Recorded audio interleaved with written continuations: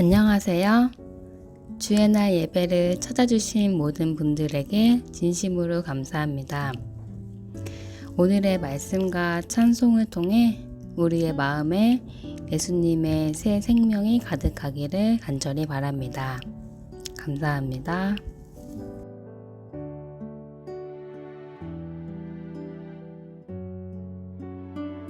다 함께 기도하겠습니다. 주님, 주께서 말씀을 선포하실 때에 가난한 심령을 가진 자들만이 그 말씀을 받은 것처럼 오늘 이 말씀 앞에서도 저희의 마음이 가난하기를 소원합니다. 하나님 아버지, 우리의 심령을 주 예수 그리스도의 성품과 말씀을 간절히 사랑하게 하시어서 오늘 주께서 주시는 말씀을 저희가 먹고 우리의 살과 피가 되게 하여 주시기를 예수 그리스도 이름으로 간절히 기도합니다. 아멘.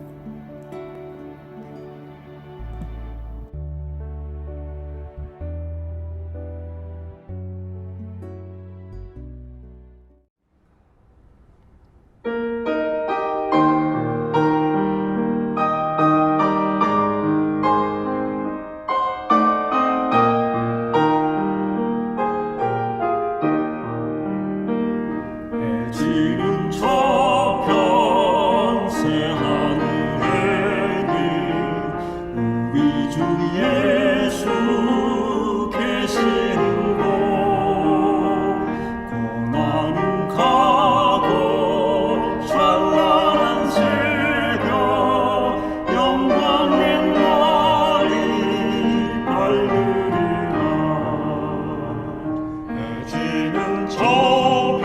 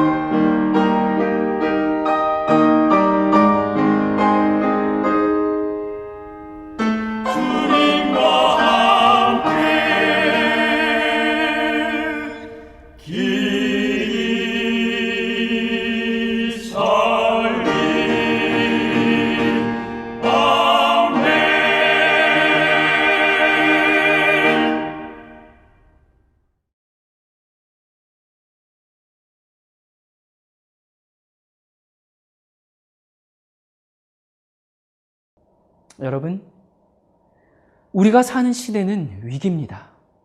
여러분, 암에 걸렸습니까? 그게 위기가 아닙니다. 사업이 망했습니까? 그게 위기가 아닙니다. 무엇을 먹을까? 무엇을 입을까? 결혼을 어떻게 할까? 그것이 문제가 아니라 이것은 인간이 겪을 수 있는 최대의 위기입니다. 내가 존재해야 하는 이유, 이 문제에 대한 대답이 없으면 평생 위기입니다. 아무리 잘 살고 아무리 배우고 아무리 높아져도 여기에 대한 대답이 분명치 않으면 그의 삶은 끊임없는 방황입니다. 자, 그런데 이 굉장히 철학적인 질문이죠. 이 질문에 선뜻 대답할 수 있는 분이 계십니까? 우리가 사는 이유가 무엇인가? 내가 존재하는 이유가 무엇인가를 말하기 전에 생명이 어떻게 존재하게 됐는가? 이 대답이 먼저 주어져야 합니다.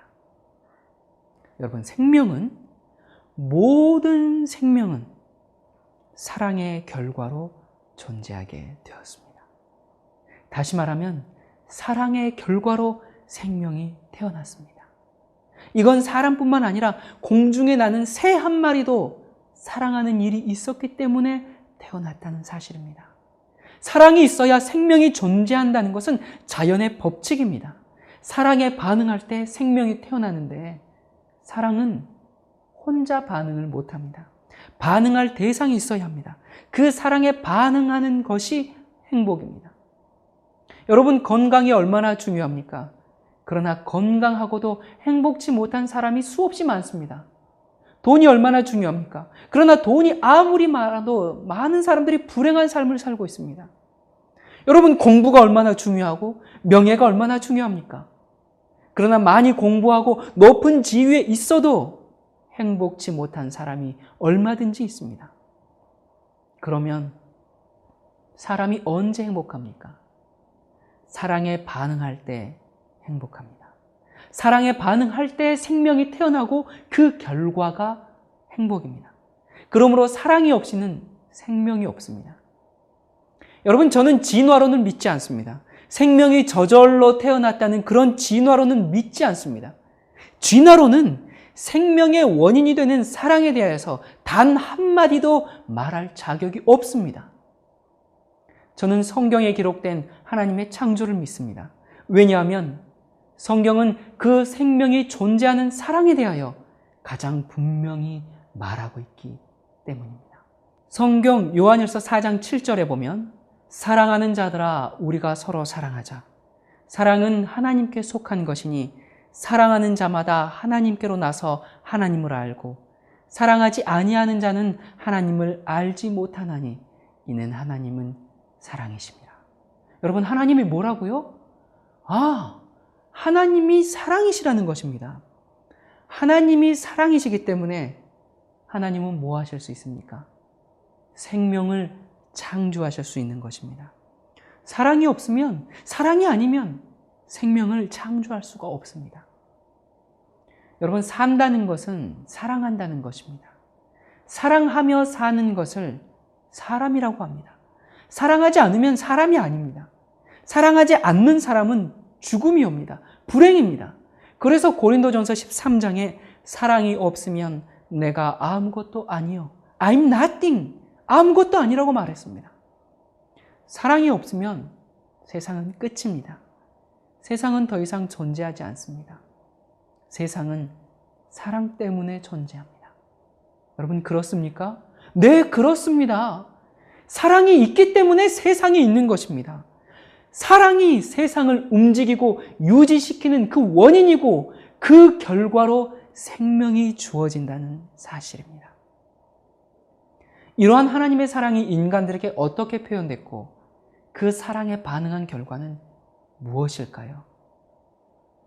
여러분, 혹시 연애해 본 적 있으십니까? 사랑하는 사람에게 꽃을 선물해 본 적 있으십니까? 여러분, 하나님께서 천연계를 통해서, 이 세상의 자연계를 통해서 인간들에게 사랑을 고백하십니다. 사랑한다고 장미꽃, 백송이, 천송이 뿐만 아니라 우리가 알 수도 셀 수도 없는 수만 송이의 꽃들을 보내주십니다.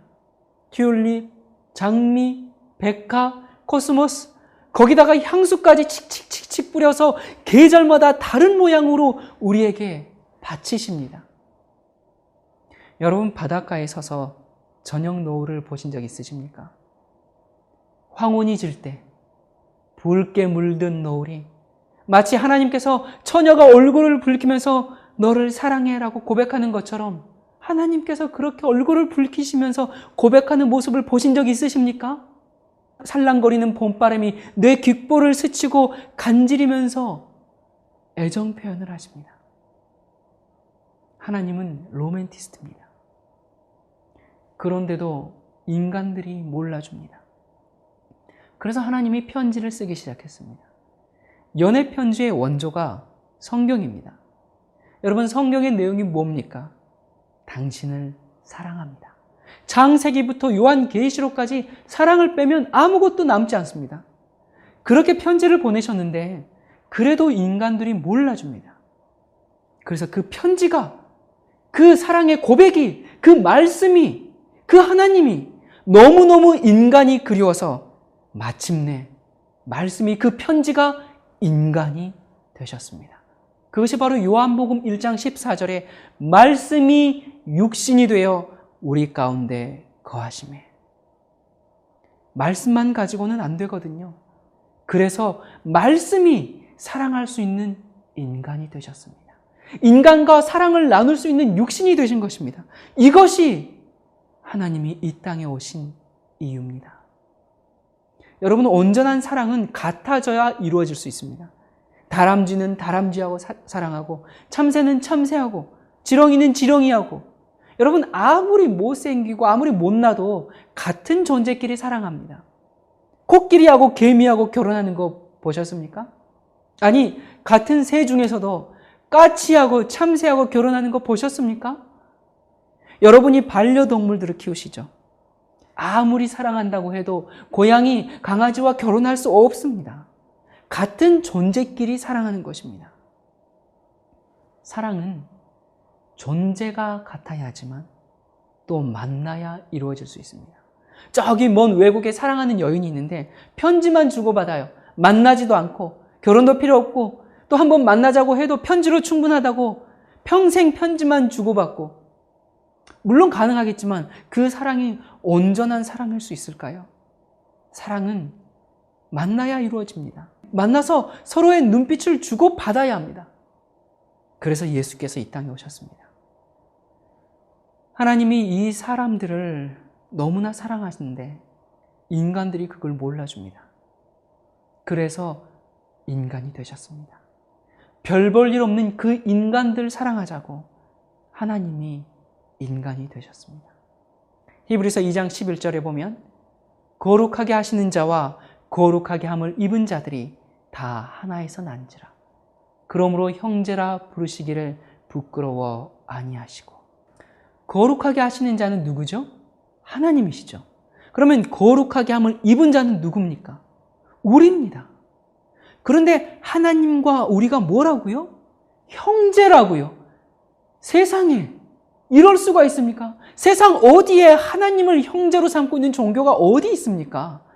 하나님과 나는 피를 나눈 형제란 말입니다. 마합소사, 하나님이 인간이 되셨다는 이 사랑은 100번, 1000번을 얘기해도 다 이해할 수가 없습니다. 어떻게 하나님이 인간이 되실 수 있었을까요? 그리고는 나와 형제가 되자고요? 절대 복종을 강요하고 숭배받는 절대자가 아니라 나와 사랑을 나눌 수 있는 가족이 되자고요? 그게 하나님이라고요? 그냥 지구를 없는 셈 치고 새로 하나 만들면 될 텐데 지구에 있는 그 인간들을 구원하기 위해서 하나님이 인간이 되셨다고요? 네, 그게 하나님입니다. 예수님이 이 땅에 아기로 태어나셨습니다. 엄마 뱃속에 있다가 응애하고 태어났어요. 누가요? 하나님이. 아무것도 모르고 그저 배고프면 울고 똥 싸면 기저귀 갈아줘야 하는 그런 아기로 태어났다는 말입니다.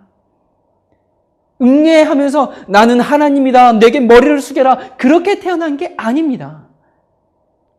예수님이 자라나시면서 엄마, 이 꽃이 참 이쁜데 이게 무슨 꽃이에요? 그건 백합화란다. 엄마, 저기 아주 날개가 큰 멋진 새가 무슨 새죠? 저 새는 새들의 왕인 독수리란다. 여러분, 대화를 나누고 있는 그 엄마와 어린 예수의 모습을 한번 상상해 보십시오. 새들을 만드시고 꽃들을 만드시고 지구를 만드시고 우주를 창조하신 그 하나님께서 인간에게 그 이름을 하나하나 배우시는 모습을 상상해 보시기 바랍니다. 예수님의 이 땅의 마지막 모습이 어떠했는지 아십니까? 이 잔을 내게서 지나가게 하옵소서. 아니, 창피하게 왜 이러시죠? 돌아가실 때 엘리 엘리 라마 사박다니, 나의 하나님 어찌하여 나를 버리셨나이까? 완전한 절망입니다. 절규하신 분이에요. 아니, 왜 멋지게 죽지 못하시고, 순교자들은 어떻게 죽었습니까? 오 하나님, 나의 영혼을 받아주십시오. 그렇게 죽어가는데 예수님은 왜 절규하면서 죽으셨을까요? 그분은 십자가에서 죽어버리신 분입니다. 무덤 너머 저편을 보지 못했습니다. 부활의 소망을 갖지 못했습니다. 죄로 인해서 하나님과 완전한 분리를 경험하신 겁니다. 하나님으로서의 존재를 영원히 포기해버리신 것입니다. 나의 존재가 영원히 없어지더라도 저 인간들을 영원히 살릴 수 있다면, 그러면서 하나님으로서 포기해버리시고 하나님으로서의 생명을 그쳐버리시고 인간을 위해 죽어버리신 것입니다. 여러분, 하나님은 사랑에 눈이 멀어버렸습니다. 우리를 향한 사랑은 상상을 초월합니다. 어떤 과학도 그것을 설명할 수가 없습니다. 어떤 인간의 지혜도 그 사랑의 깊이를 잴 수가 없습니다. 그래서 사도 요한은 인류에 대한 하나님의 사랑의 그 높이와 깊이와 넓이를 보았을 때 찬탄과 존경의 마음이 충만하여 뭐라고 표현할 수가 없어서 이렇게 부르짖었습니다. 보라, 아버지께서 어떠한 사랑을 우리에게 주사 하나님의 자녀라 일컬음을 얻게 하셨는고. 여러분, 성경에서 제일 유명한 구절이 어떤 구절인지 혹시 아십니까? 교회 안 다니는 사람도 알고 있는 그 성경 구절, 노래로도 불려지는 그 성경 구절, 그게 뭡니까?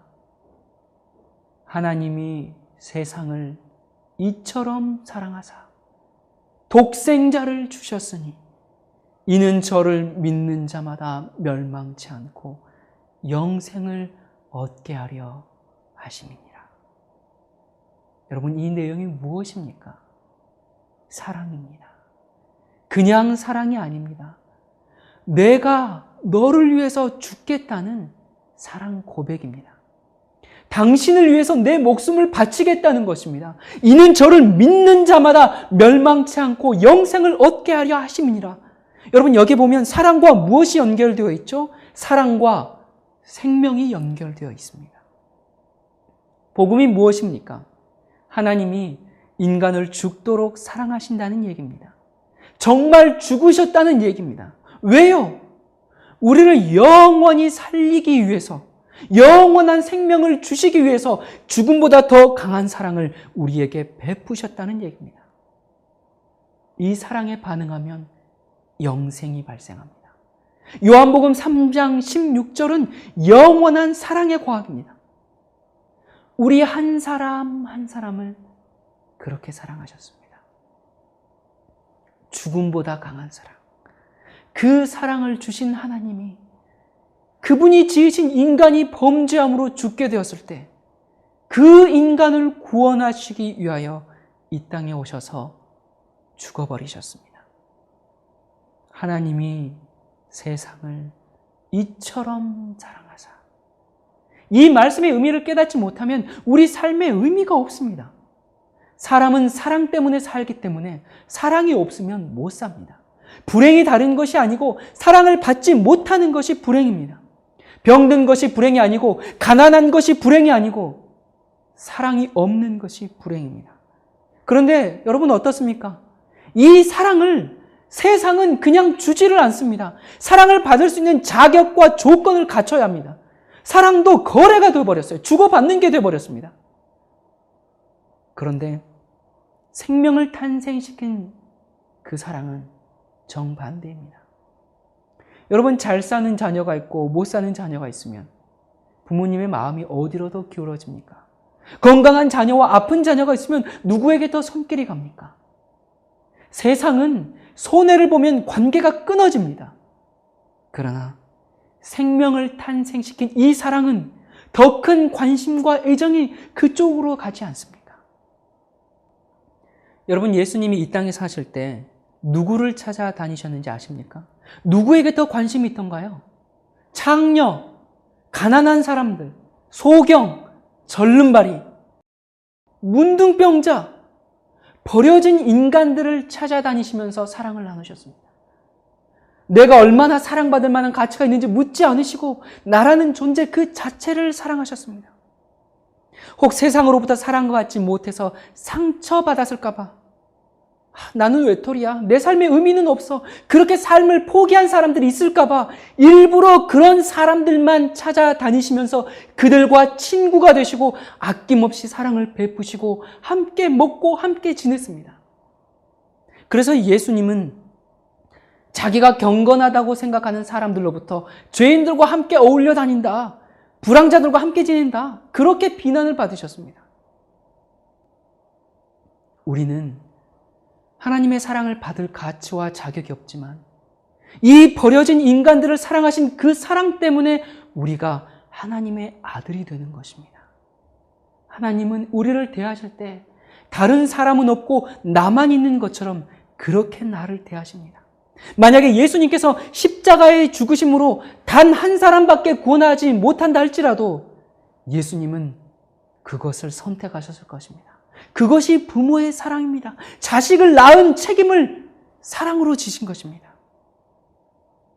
인간을 찾아 이 땅에 오신 하나님, 우리는 그 하나님의 사랑을 받는 대상입니다. 인간은 이 사랑을 깨달을 때만 비로소 자기 존재의 의미와 가치를 깨닫게 되는 것입니다. 삶의 목적을 알게 되는 것입니다. 이 사랑을 알 때 인간은 비로소 사람이 되는 것입니다. 그때서야 사람답게 사는 것입니다. 우리는 하나님의 사랑을 받는 대상으로 존재합니다. 나와 사랑을 나누시기 위해서 하나님이, 신이 인간이 되어 이 땅에 오셨습니다. 그러므로 나의 가치는 신이 목숨을 바꿀 만큼 가치 있는 존재입니다. 우리는 그런 존재입니다. 하나님의 사랑이 우리에게 이렇게 나타난 바 되었으니 하나님이 자기의 독생자를 세상에 보내심은 저로 말미암아 우리를 살리려 하심이니라. 사랑은 여기 있으니 우리가 하나님을 사랑한 것이 아니요 오직 하나님이 우리를 사랑하사 우리의 죄를 위하여 화목제로 그 아들을 보내셨음이니라. 여러분, 십자가를 바라보십시오. 십자가를 바라보면 내 삶의 가치가 뚜렷해집니다. 십자가를 바라볼 때 우리의 삶의 목적이, 삶의 의미가, 우리의 인간의 존재가 십자가에서 분명해집니다.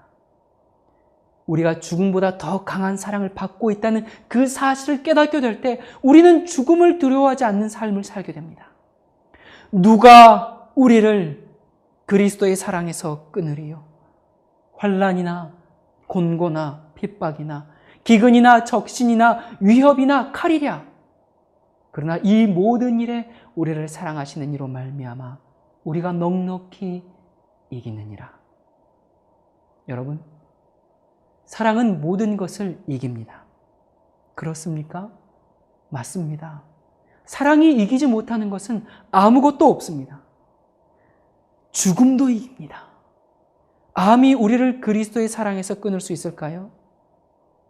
이 엄청난 사랑을 깨달으면 우리의 죽고 사는 것은 아무것도 문제가 될 것이 없습니다. 우리가 왜 존재하는가?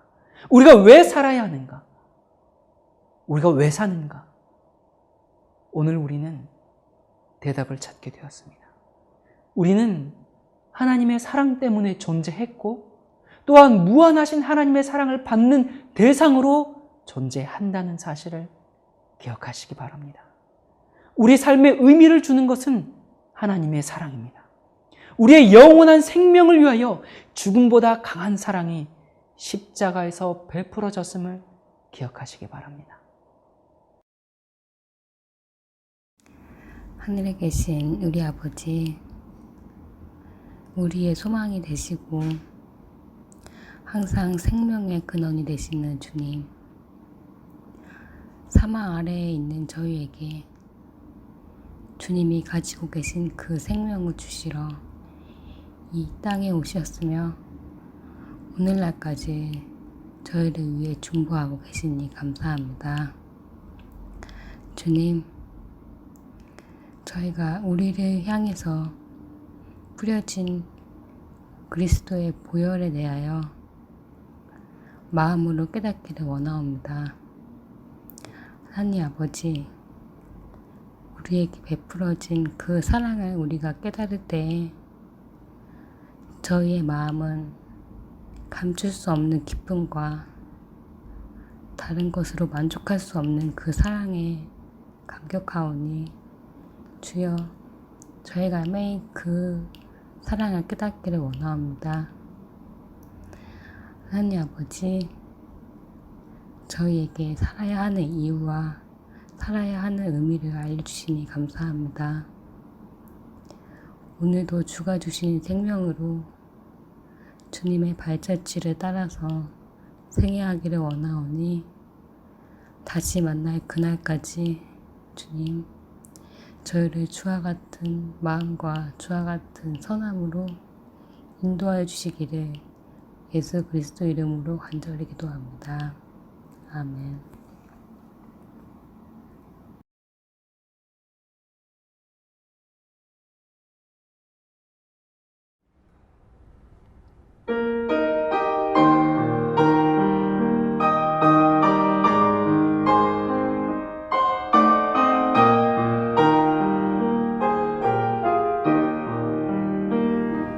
지는 저편 새 하늘에는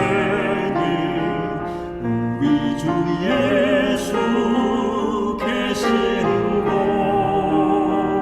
고난은 가고 찬란한 새벽 영광의 날이 밝으리라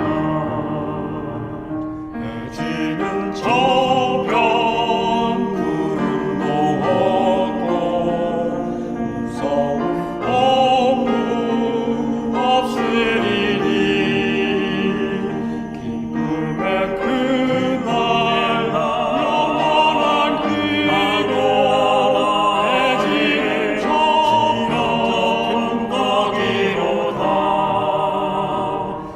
지는 저